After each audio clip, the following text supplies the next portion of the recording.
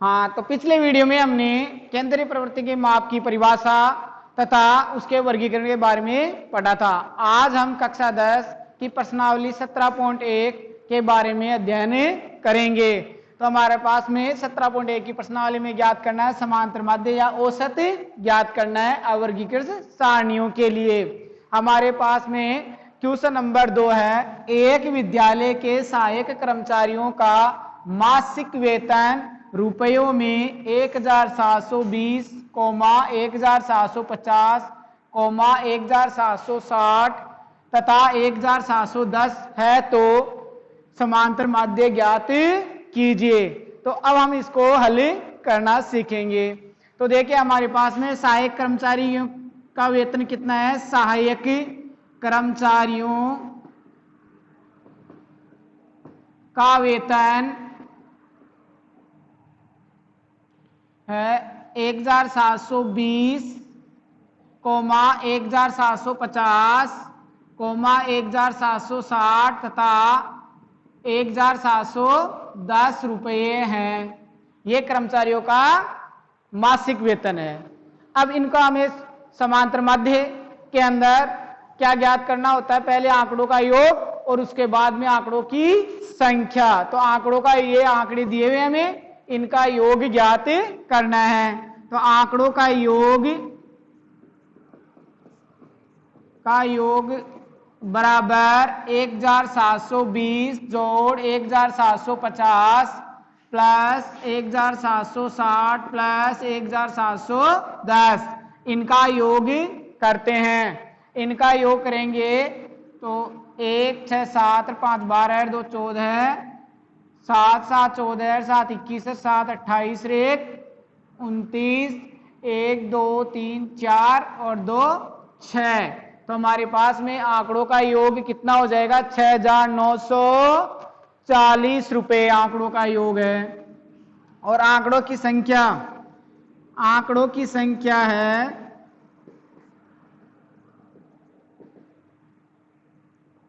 बराबर आंकड़ों की संख्या 1 2 3 और 4। हमारे पास में आंकड़ों की संख्या कितनी हो गई है, 4। अब समांतर माध्य का फार्मूला लगाते हैं। तो समांतर माध्य का फार्मूला है समांतर माध्य बराबर आंकड़ों का योग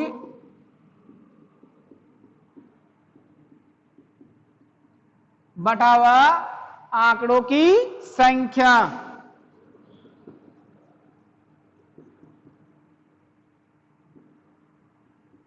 और आंकड़ों का योग हमें कितना प्राप्त हुआ है, 6940। तो 6940 बटे हुए 4। 6940 में हम क्या करेंगे, 4 का भाग देंगे। तो हमारे पास में आ जाएगा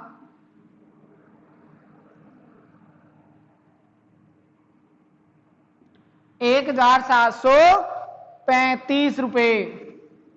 इस प्रकार से इन कर्मचारियों का समांतर माध्य कितना आ जाएगा वेतन का, यह आ जाएगा कर्मचारियों के मासिक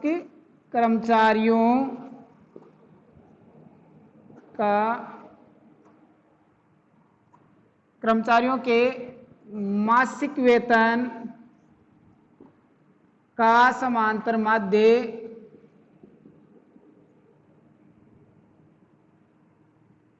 कितना प्राप्त हुआ है, 1735 रुपए।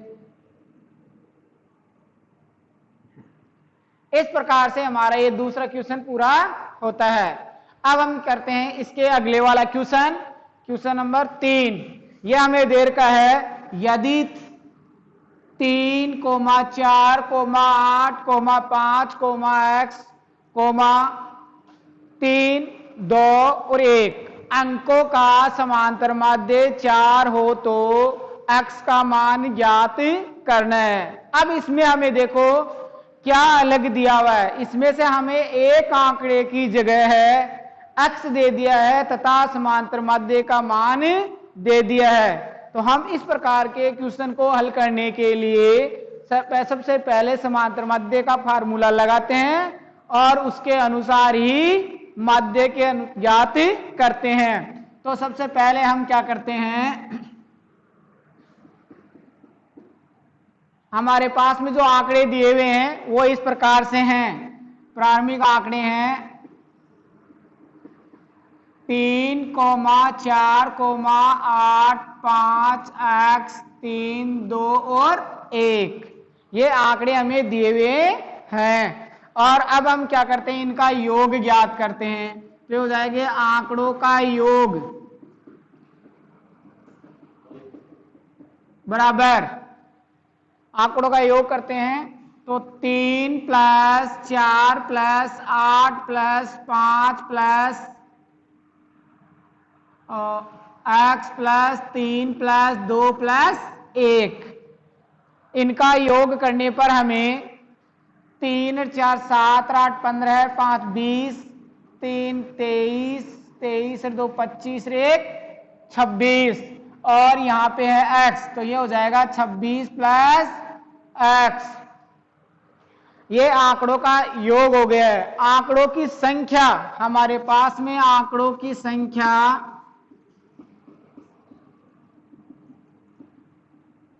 कितनी है, देखिए 1, 2, 3, 4, 5, 6, 7 और 8, हमारे पास में आंकड़ों की संख्या कितनी है, 8 है। और हमें क्या दिया हुआ है साथ में, समांतर मध्य। समांतर मध्य कितना देर का है, 4। अब हम क्या करते हैं, फॉर्मूला लगाते हैं, और हमारे पास में फॉर्मूला है समांतर मध्य x बार बराबर आंकड़ों का योग बटे हुए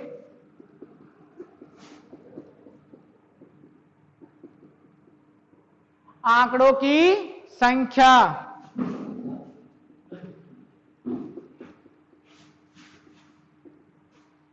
अब देखिए आप, आंकड़ों का योग हमारे पास में कितना है, समांतर माध्य कितना है और संख्या कितनी है, इनका योग करते हैं यूज। देखिए आप, समांतर माध्य हमारे पास में है 4 बराबर आंकड़ों का योग, आंकड़ों का योग कितना है 26 + x बटे हुए आंकड़ों की संख्या कितनी है हमारे पास में 8। अब इसका यूज करते हैं, हम इसको हल करते हैं, इसके बटे हुए लगा लेते हैं 1। अब हम क्या करते हैं, इसको वज्र गुणा करते हैं, तो वज्र गुणा करने पर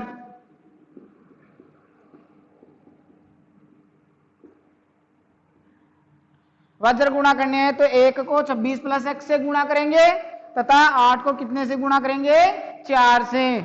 तो 1 को 26 + x से गुणा कर रहे हैं तो आ जाएगा हमारे पास में 26 + x = 8 को 4 से गुणा करते हैं, 8 और 32। अब हम क्या करते हैं, इसको हल करते हैं, इस समीकरण है ये, इस समीकरण को हल करते हैं। इसमें क्या करते हैं, चर संख्याओं को एक तरफ रखते हैं और अचर संख्याओं को एक तरफ करके हल करते हैं। तो x इधर आ जाएगा, x बराबर 32, 26 का पक्षांतर के उधर ले जाते हैं तो माइनस के 26, और x बराबर हमें प्राप्त होता है 32 में 26 चले जाएंगे, कितने बचाएंगे 6। अतः हमारे पास में जो संख्या x का मान कितना आया है, 6 आया है। इस प्रकार से हम प्रश्न हल करते हैं। जो बीच में प्रश्न हमने छोड़ दिए हैं वो प्रश्न आपको प्रैक्टिस के लिए रखे गए हैं। अब हम क्वेश्चन नंबर 7 के बारे में पढ़ेंगे। क्वेश्चन नंबर 7 है, एक कक्षा के वर्ग ए के 25 छात्रों का औसत भार 51 किलोग्राम है, जबकि वर्ग बी के 35 छात्रों का औसत भार 54 किलोग्राम है। इस कक्षा के कुल 60 छात्रों के औसत भार की गणना कीजिए। तो हम इस प्रकार के प्रश्नों में क्या होता है कि इसमें सीधे ही हमें वर्ग ए और वर्ग बी के औसत भार दिया हुआ है। तो हम पहले क्या करेंगे, इसमें इन 25 छात्रों का कुल भार ज्ञात करेंगे। तो देखिए हमारा हल हो जाएगा इस प्रश्न का, कक्षा के वर्ग ए के 25 छात्रों का औसत भार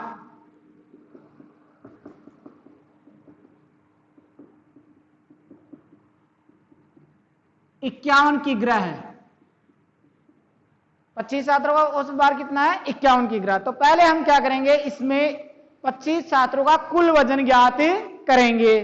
तो 25 छात्रों का कुल वजन, 25 छात्रों का कुल वजन या भार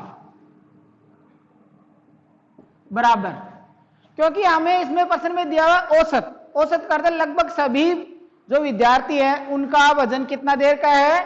51 किग्रा है, लगभग का सभी का। इस प्रकार हम क्या करें, सभी का कुल ज्ञात करने के लिए हम इनको क्या करते हैं, मल्टीप्लाई करते हैं। तो 25 को 51 से गुणा करते हैं, तो गुणा करने पर हमें प्राप्त होता है 1275 किग्रा। ये 25 छात्रों का कुल वजन हमें प्राप्त हो गया है। इसी प्रकार से वर्ग बी के 35 छात्रों का कुल वजन ज्ञात करेंगे। तो वर्ग बी के 35 छात्रों का औसत भार कितना देर का है? 54 देर का है।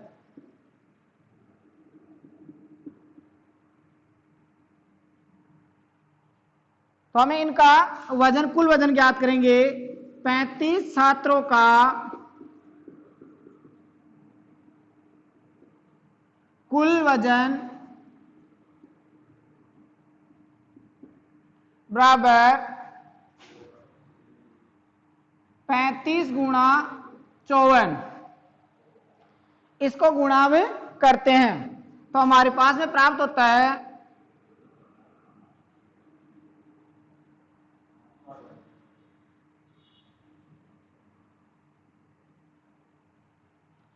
1890।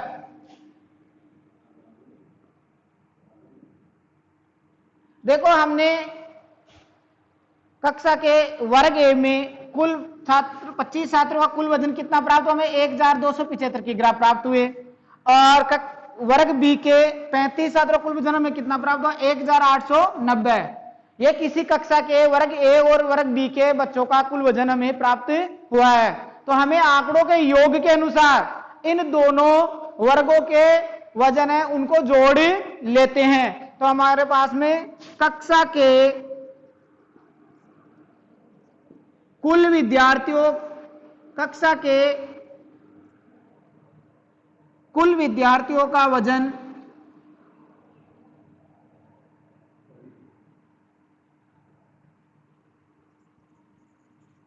कक्षा के सभी विद्यार्थियों का वजन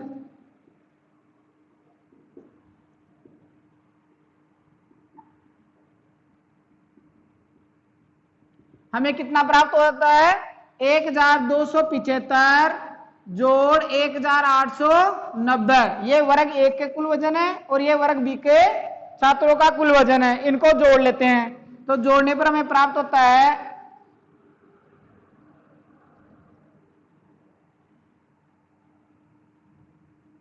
3165 किग्रा।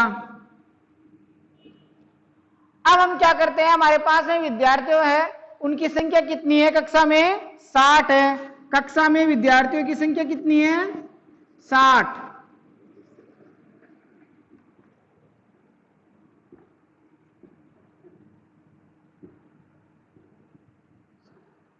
इस प्रकार हमें कक्षा में कुल छात्रों का औसत भार ज्ञात करना है। तो कक्षा के कुल छात्रों का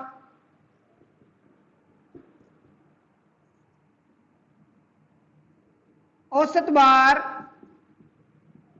बराबर, सबसे पहले इसका सूत्र लिखते हैं, औसत भार बराबर आंकड़ों का योग बटावा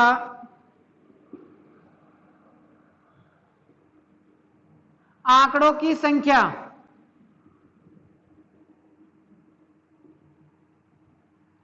इस प्रकार हमारे पास में सूत्र आंकड़ों का योग बटावा आंकड़ों की संख्या। तो आंकड़ों का योग हमारे पास में कितना आया है? 3165 किग्रा बटे हुए आंकड़ों की संख्या कितनी है 60 और 3165 में हम क्या करते हैं 60 का भाग देते हैं।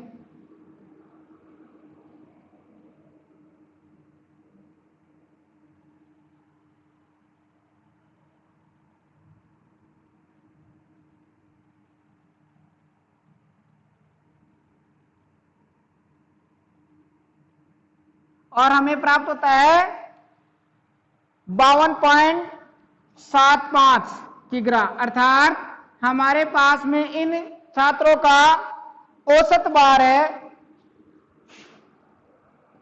अतः कक्षा के छात्रों का औसत भार बराबर 52 किग्रा 750 ग्राम